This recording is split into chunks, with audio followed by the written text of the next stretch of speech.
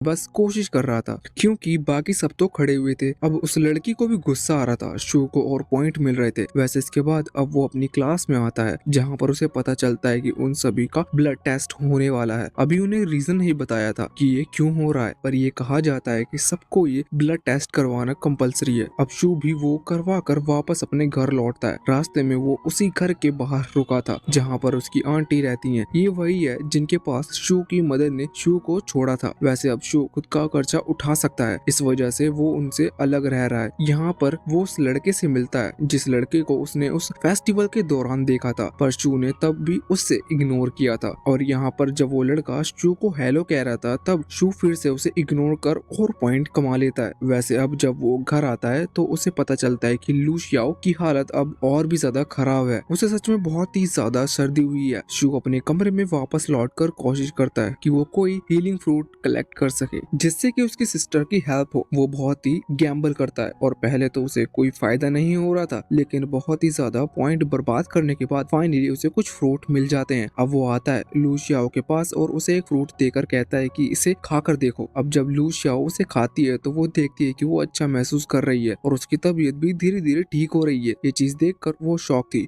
और कह रही थी कि क्या सच में फल उगाना तुम्हारी सुपर पावर है। वैसे वो यहाँ पर ये भी पूछती है कि क्या तुम्हारे पास ऐसे और भी फ्रूट हैं। इस पर शू उसे कहता है कि हाँ। इसके बाद वो उसे जितने भी फ्रूट उसने कलेक्ट किए थे वो सभी दे देता है और कहता है कि तुम्हें इन्हें खाकर पूरी तरह से ठीक हो सकती हो। वैसे जाते वक्त शू कहता है कि चिंता मत करो, तुम भी अपनी पावर बहुत ही जल्द अवेकन कर लोगी। और यहाँ पर वो उसे अपने होमवर्क के बारे में याद दिलाता है, जिस वजह से उसके जो पॉइंट्स फ्रूट्स को कलेक्ट करने के बाद बर्बाद हुए थे वो उसे वापस मिल जाते हैं। अब अगले दिन हम देखते हैं कि शू स्कूल आया था। वहाँ पर अभी उसके जो दोस्त थे, मतलब दोस्त नहीं बल्कि क्लासमेट्स थे, वो बात कर रहे थे कि कल जो ब्लड टेस्ट हुआ था उसके रिजल्ट्स आने वाले हैं और उनसे डिसाइड किया जाएगा कि किस स्टूडेंट ने अपनी पावर अवेकन कर ली है। और इसके बाद एक अलग क्लास बनाई गई है उन सभी अवेकन स्टूडेंट के लिए, मगर वो खुद का छोड़कर शू के लिए तो बिल्कुल कंफर्म थे कि वो इतना कमजोर है कि उसने अभी तक अपनी पावर भी अवेकन नहीं करी होगी। लेकिन शू यहाँ पर उन्हें इग्नोर कर रहा था, जिस वजह से उसके पॉइंट्स धीरे धीरे और ज्यादा बढ़ रहे थे। वैसे इसके बाद अब रिजल्ट आता है और रिजल्ट जब सुनाए जाते हैं तो सभी स्टूडेंट शू का नाम सुनकर शॉक है कि उसे भी वहां पर सेलेक्ट कर लिया गया है। वैसे बाद में हम ये भी देखते हैं कि अभी शू की क्लास में एक न्यू स्टूडेंट ज्वाइन हुआ था और अभी वो शू के पास ही बैठा था। शू उससे भी पॉइंट्स कमाने की कोशिश करता है और अब वो क्लास स्टार्ट होती है जो कि सभी अवेकन स्टूडेंट के लिए स्पेशली क्रिएट की गई थी। वहां पर हम देखते हैं कि वही आदमी था जो कि उस मैजिशियन पर हमला कर रहा था। शू ये देखकर शॉक था क्योंकि तब उस आदमी ने कहा था कि वो पुलिसमैन है और अब यहाँ पर वो उनका टीचर है। वो आदमी यहाँ पर सभी को क्लास में वेलकम करता है और पूछता है कि क्या किसी को पोटेशियम क्ले के बारे में पता है। शू गलत जवाब देकर पहले थोड़े पॉइंट कमाता है। इसके बाद वो जो न्यू स्टूडेंट था वो वहाँ पर बताता है कि ये ऐसा मेटल है जो कि ऑरा को डिटेक्ट करता है। इस पर वो टीचर कहता है कि हाँ बिल्कुल, तुमने बिल्कुल सही पहचाना। असल में ये मेटल अभी अभी 17 महीने पहले ढूंढा गया है और ये इतना खास है कि अगर इसमें अपनी ब्लड की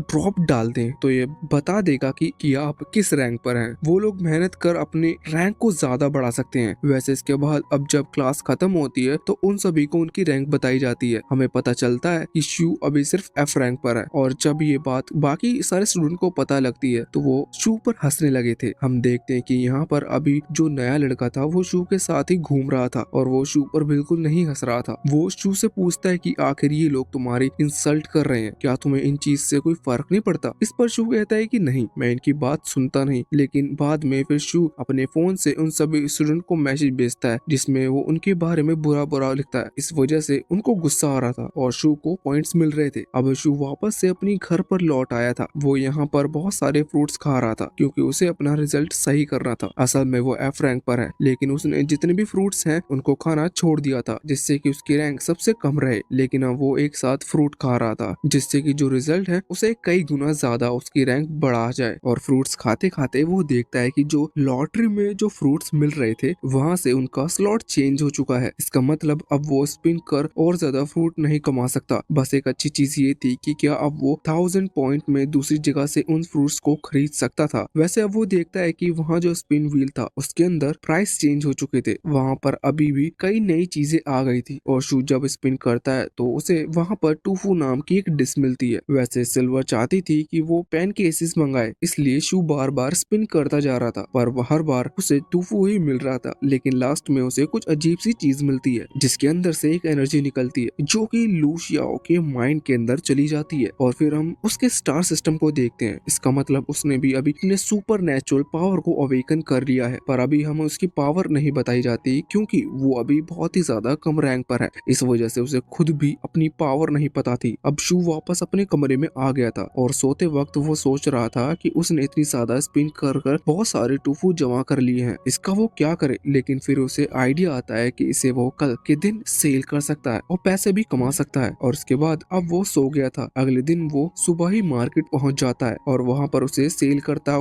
उसकी जो स्मेल थी वो बहुत ही बुरी थी, पर टेस्ट अच्छा था। इसलिए जब लोग उसकी स्मेल सूंघते हैं तो उन्हें गुस्सा आता है। इस वजह से शू को पॉइंट मिलते हैं, लेकिन बाद में जब उसे टेस्ट करते हैं तो उन्हें अच्छा लगता है। इस वजह से वो और ज्यादा खरीद रहे थे। अब जब सारे टूफू बिक जाते हैं तो यहाँ पर शू सीधा अपने स्कूल आ जाता है। वो बहुत ही ज्यादा खुश था और उसे देखकर बाकी स्टूडेंट गुस्सा हो रहे थे और जल रहे थे। इस वजह से शू को और पॉइंट मिल जाते हैं। बाद में लौटते वक्त शू एक गोल्डन मैन को देखता है जो कि इस वक्त तलवार चलाने की प्रैक्टिस कर रहे थे। शू उनकी तरफ आता है और वो ओल्ड मैन कहते हैं कि क्या तुम्हें ये सिखाऊं? तो इस पर शू कहता है कि नहीं, मुझे ये चीज नहीं सीखनी। और इसके बाद शू वहाँ से चला जाता है। इस चीज से शू को और ज्यादा पॉइंट मिल चुके थे। वैसे अब शू अपने घर पर लौटता है। वहाँ पर आकर वो देखता है कि जब उसका फर्स्ट स्टार अवेकन हुआ और जब वो पूरी तरह से उसने उसकी पावर को अपने अंदर एब्सॉर्ब कर लिया तो अब उसकी एक तलवार भी अवेकन हो चुकी थी। इसका मतलब वो उस छोटी सी तलवार का यूज कर सकता है। और वो ये देखकर शॉक था कि जब फर्स्ट स्टार पर उसे ये मिलता है तो 7 स्टार पर उसे क्या मिलेगा, और वो इसके लिए बहुत ही ज्यादा एक्साइटेड था। अब अगले दिन क्लास में हम देखते हैं कि टीचर अभी अवेकन स्टूडेंट को एक स्क्रिप्ट स्टोन देते हैं जो कि बहुत ही ज्यादा महंगे हैं। और वो यहाँ पर कहते हैं कि हर स्टूडेंट इसकी प्रैक्टिस करेगा और अपने अवेकन पावर में इसका यूज करे, उसके एनर्जी को बढ़ाने की कोशिश करेगा। लेकिन जब शू घर लौटकर उसकी प्रैक्टिस कर रहा था तो वो देखता है कि वो स्पिरिट स्टोन उसके सिस्टम के लिए बिल्कुल यूजलेस है, उसका कोई फायदा नहीं है। और जो स्पिरिट स्टोन था वो वहाँ पर वेस्ट हो गया था। इसलिए शू ये सोच रहा था कि अब वो टीचर को कैसे बताएगा कि उनका दिया हुआ स्पिरिट स्टोन वेस्ट हो गया। वैसे अब अगले दिन वो फिर से स्कूल जाने के लिए निकलता है। यहाँ पर फिर से उससे वही ओल्ड मैन प्रैक्टिस करते हुए मिलते हैं। शू फिर से उनकी तारीफ करता है और वो कहते हैं कि क्या तुम्हें अब भी ये चीज सीखनी है? इस पर शू कहता है कि नहीं, आपको मैं पहले ही बता चुका हूँ, मैं इसमें बिल्कुल इंटरेस्टेड नहीं हूँ। तो इस वजह से उस ओल्ड मैन को और ज्यादा गुस्सा आ जाता है। अब शू अपने स्कूल में पहुंचता है। वहाँ पर लंच के टाइम पर वो न्यू स्टूडेंट गोल्ड अभी शू को बता रहा था कि उनकी कंट्री ने कुछ ग्रुप बनाए हैं जिन पर अवेकन लोगों को रखा जाता है। एक है अर्थ ग्रुप जिसमें सभी कॉमन अवेकन लोग रहते हैं, मतलब सेलेक्ट किए गए। और इसके बाद आते हैं हेवनली अवेकन ग्रुप जिसके अंदर सिर्फ बी रैंक से ज्यादा के लोगों को रखा जाता है। साथ ही गोल्ड यहाँ पर बताता है कि जो हेवनली अवेकन ग्रुप है उसके अंदर सिर्फ अभी तक 10 मेंबर ही ज्वाइन किए हैं, मतलब उनकी कंट्री में बहुत ही कम लोग हैं जो कि यहाँ तक की रैंक पर पहुंच पाए हैं। और उन सभी को जो मिस्टर टिंग है वो सबसे ज्यादा पावरफुल माने जाते हैं और वही फर्स्ट पोजीशन पर है। अब उसी दिन रात की बात है, हम देखते हैं कि शू अभी अपनी खिड़की से जब बाहर देख रहा था तो वो वहाँ पर एक अजीब से पर्सन को देखता है। उसे पता चलता है कि ये और कोई नहीं बल्कि उस हेवनली अवेकन ग्रुप का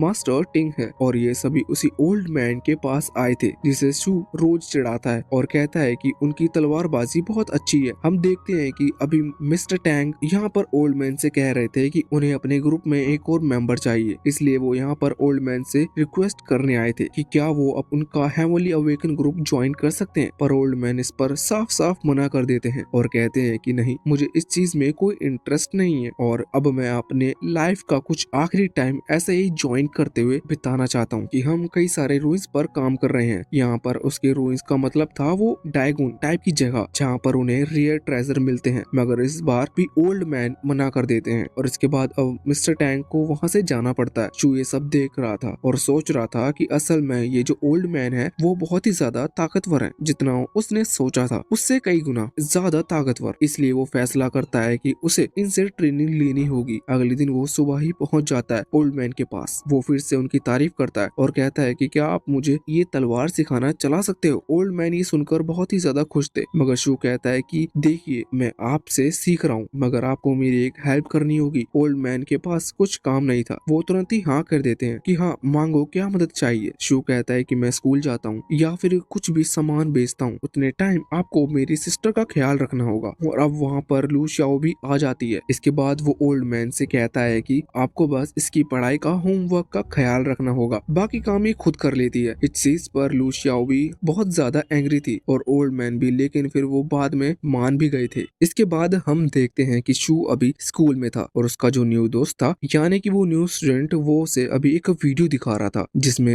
रैंक ई का एक लड़का जो कि अपनी पावर को अवेकन कर चुका है, वो इस वक्त अपनी पावर को क्राइम के लिए यूज कर रहा था, जो कि गलत है। वैसे तभी शू नोटिस करता है कि उसके पॉइंट्स अपने आप ही बढ़ रहे हैं। उसे नाम भी दिखता है कि वहाँ पर वो ओल्ड मैन का नाम लिखा हुआ था, उन्हें हम मास्टर ली कर बुलाएंगे। तो यहाँ पर उसे सारे पॉइंट्स मास्टर ली की तरफ से मिल रहे थे। उसे पहले तो कुछ समझ नहीं आ रहा था, लेकिन अब जब वो वापस अपने घर लौटता है तो वहाँ पर जाकर देखता है कि लू शाओ मास्टर ली को परेशान कर रही थी और इस वजह से शू को पॉइंट मिल रहे थे। असल में शू की वजह से ही लू शाओ की सुपर पावर अवेकन हुई है। इस वजह से उनकी जो स्टार सिस्टम है वो कनेक्ट है और अगर अब लू शाओ किसी को भी गुस्सा दिलाती है तो जो नेगेटिव पॉइंट्स मिलते हैं वो सारे शू को मिलेंगे। वैसे इसके बाद अब लू शाओ वहाँ से चली जाती है। हम देखते हैं कि अब मास्टर ली शू से कह रहे थे कि हमें अब तुम्हारी ट्रेनिंग स्टार्ट करनी चाहिए, लेकिन शू कहता है कि अभी जो उसके टीचर हैं वो उसे ऐसी ट्रेनिंग करा रहे हैं जिसमें उसकी स्ट्रेंथ बढ़ेगी, इसलिए उसे हिसाब से अभी उन्हें ये नॉर्मल ट्रेनिंग करनी चाहिए। पर मास्टर ली कहते हैं कि नहीं, भले ही वहाँ पर तुम्हारी स्ट्रेंथ बढ़ रही हो, लेकिन अभी तक तुम्हारी मसल मेमोरी ठीक नहीं हुई है, तुम्हें फाइटिंग स्टाइल आनी चाहिए, तभी तुम किसी को हरा पाओगे। शू कहता है कि ठीक है और तुरंत ही वो वेट उठा लेता है और इसके बाद अब वो तैयार था मास्टर ली से ट्रेनिंग लेने के लिए। तो मास्टर ली कहते हैं कि तुम्हें पहले तलवार को नॉर्मली घुमाना होगा। पहले मास्टर ली ये कर दिखाते हैं और वो इसमें बहुत माहिर थे और वो कहते हैं कि तुम्हें इसे 1000 बार घुमाना होगा। शू लग जाता है यही करने में, उसे इस चीज में बहुत ही देर लगती है, लेकिन फिर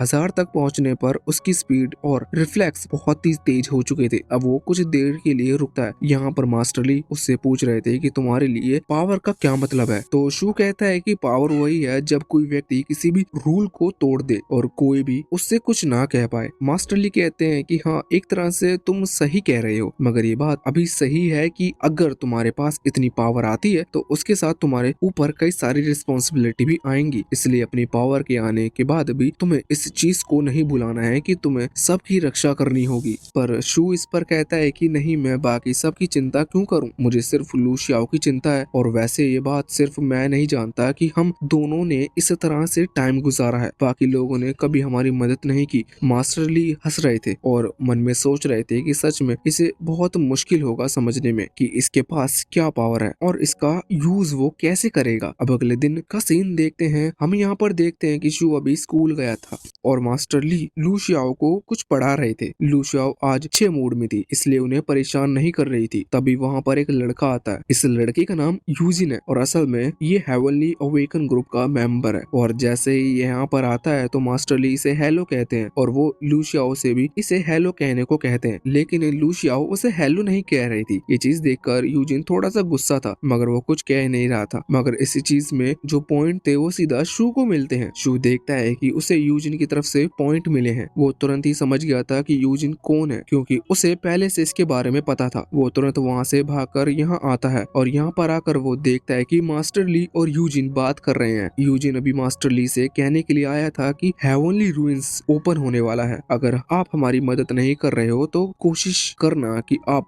बीच में भी ना आओ। वैसे उसे पता था कि मास्टर ली शू को ट्रेन कर रहे हैं, लेकिन अब जब वो शू को देखते हैं तो उसे याद था कि ये एफ रैंक पर है, इसलिए वो कहता है कि तुम अभी बहुत ही कम रैंक पर हो, हमें तुमसे कोई खतरा नहीं है। और इसके बाद अब वो वहाँ से चला जाता है। अब मास्टर ली और शू बैठे हुए थे। मास्टर ली कह रहे थे कि वो तुमसे बहुत ही ज्यादा रैंक पर था, लेकिन तुम फिर भी बिल्कुल नहीं घबराए। मैं शौक हूँ कि आखिर तुम असलियत में किस रैंक पर हो। वैसे इसके बाद अब शू को और ली शाओ को दोनों ही वो पोटेशियम वाला केमिकल देते हैं और कहते हैं कि इसको चेक करके बताना कि तुम्हारा रैंक क्या है। अब शू और लू शाओ उसे ले आए थे। रात को वो उसमें अपनी ब्लड की एक ड्रॉप डालते हैं और चार्ट को देखने लगते हैं कि आखिर वो किस रैंक पर है। मगर यहाँ पर जो शू की टेस्ट ट्यूब थी वो अचानक से कलर बदलती है और इसमें बिल्कुल अलग ही कलर आ रहा था, जो कि उस चार्ट में भी कहीं नहीं था। ये चीज देखकर शू भी शॉक था। वो पहले तो बाहर आता है, लेकिन फैसला करता है कि मास्टर ली को वो इस बारे में नहीं बताएगा, क्योंकि मास्टर ली को बहुत ही ज्यादा पावरफुल लोग जानते हैं और अगर वो शू की पावर को जानेंगे तो शू के पीछे पड़ जाएंगे। इस वजह से वो यहाँ पर झूठ कह देता है और मास्टर ली उसकी बात मानकर वहाँ से चले जाते हैं। अब उसी रात की बात है, हम देखते हैं कि शू अभी कल्टीवेशन कर रहा था और इस चीज में उसकी सेकंड लेयर अनलॉक हो चुकी थी और इसके अनलॉक होते ही उसे एक स्पेशल पावर मिली है जो कि उसकी बॉडी को ग्लो कर रही थी। असल में ये पावर ऐसी है कि जो शू की कोई इंजरी लगती है तो ये उसे अपने आप ही हील कर देगी। ये उसे बैटल में काम आएगी क्योंकि शू को खुद ही हील करने के लिए या फिर रुकने के लिए जरूरत नहीं पड़ेगी। अब तभी हम देखते हैं कि इस वक्त लू शियाओ सो रही थी और सोते हुए वो अचानक से अपनी पहली लेयर को